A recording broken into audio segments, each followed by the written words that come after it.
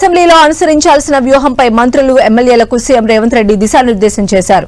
ఎమ్మెల్యేలకు పని విభజన చేయాలని సీఎల్పీ సమావేశంలో ముఖ్యమంత్రి నిర్ణయించారు. ఇరిగేషన్, వ్యవసాయం, రెవెన్యూ, పవర్, విద్య, వైద్య రంగాలపై అధ్యయనం చేయాలని ఎమ్మెల్యేలకు సూచించారు.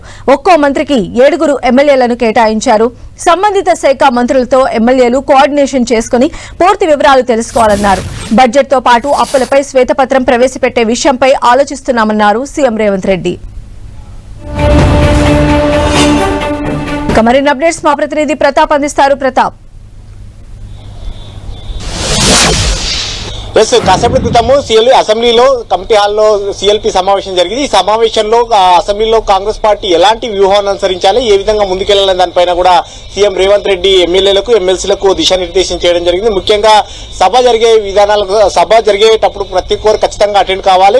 ముఖ్యంగా కొత్తగా ఎన్నికైన సభ్యులంతా కూడా సభకు సంబంధించిన అంశాలన్నింటినీ కూడా తరువుగా నేర్చుకోవాలని కూడా వాళ్ళకి దిశానిర్దేశం చేయడం జరిగింది. ముఖ్యంగా ఒక్కొక్క మంత్రికి 7 మంది ఎమ్మెల్యేల చొప్పున కేటాయించడం జరిగింది. వారంతా కూడా ఆయా సబ్జెక్ట్ సంబంధించి ఇరిగేషన్ గానీ, విద్య, అదేవిధంగా ఎలక్ట్రిసిటీ, ఇట్లా అన్ని విభాగాలకు సంబంధించిన పట్టణాభివృద్ధి, ఇట్లా మొత్తం ఈ ఒక్కొక్క వింగ్ సంబంధించి ఒక్కొక్క 7 మంది ఎమ్మెల్యేలు అంతా డివైడ్ చేసుకుని సబ్జెక్ట్ ఎవరెవరికైతే ఇంట్రెస్టింగ్ సబ్జెక్ట్ ఉంటుందో ఆ సబ్జెక్ట్ ను ఖచ్చితంగా వారు తీసుకొని దాన్ని తరువుగా ప్రిపేర్ కావాలి. ఆ మంత్రితో పాటు వారంతా కూడా ఉండాలి.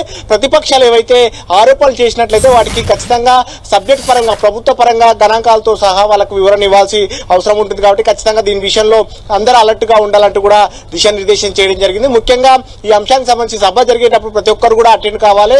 అందరూ కూడా ముఖ్యంగా కొత్తగా ఎన్నికైన వారందరూ కూడా సభకు సంబంధించిన అంశాలన్నిటి కూడా తరువుగా నేర్చుకోవాలని కూడా దిశానిర్దేశం చేయడం జరిగింది. అయితే ఈ సిఎల్పి సమావేశం సందర్భంగా కూడా ఎమ్మెల్యేలు కొంతమంది బయటికి వెళ్లే సందర్భంగా, ముఖ్యంగా నాగార్జున సాగర్ ఎమ్మెల్యే జయవీర్ రెడ్డి బయటికి వెళ్తున్న సందర్భంగా ఈ విషయంలో సీఎం రేవంత్ రెడ్డి కాస్త సీరియస్ అయిన పరిస్థితి అయితే ఉంది. ముఖ్యంగా సీఎం గా మాట్లాడుతున్నప్పుడు ఖచ్చితంగా క్రమశిక్షణ కలిగి అందరూ కూడా ఇక్కడ ఉండాలి, కానీ బయటికి వెళ్ళడం కరెక్ట్ కాదంటూ కూడా ఎమ్మెల్యేలకు కాస్త ఘాటుగా హెచ్చరికలు కూడా జారీ చేయడం జరిగింది. సో మొత్తం మీద ఈ అంశానికి సంబంధించి ప్రతి ఒక్కరు కూడా ఈ సభ జరిగే ప్రతి రోజు కూడా అందరూ కూడా ఉండాలి. ముఖ్యంగా ఈ సభా సమావేశానికి సంబంధించి కూడా మంత్రులంతా కూడా మంత్రుల వద్ద ఎమ్మెల్యేలు సబ్జెక్ట్ వారీగా తీసుకొని చేయాలి. నెక్స్ట్ మంత్ 6 నుంచి ప్రతి ఒక్క జిల్లాకు సంబంధించి ఉమ్మడి జిల్లాల వారీగా అందరితోటి లంచ్ మీటింగులు కూడా ఏర్పాటు చేస్తారని కూడా సీఎం రేవంత్ రెడ్డి చెప్పడం జరిగింది. అయితే మరోవైపు కొంతమంది ఎమ్మెల్యేలు బడ్జెట్ కు సంబంధించిన నిధుల విషయంలో తమ నియోజకవర్గాలకు సంబంధించిన వాటికి మంత్రులకు ఎక్కువగా కేటాయించడం, ఎమ్మెల్యేలుగా తమకు కొన్ని నియోజకవర్గాలకు తక్కువగా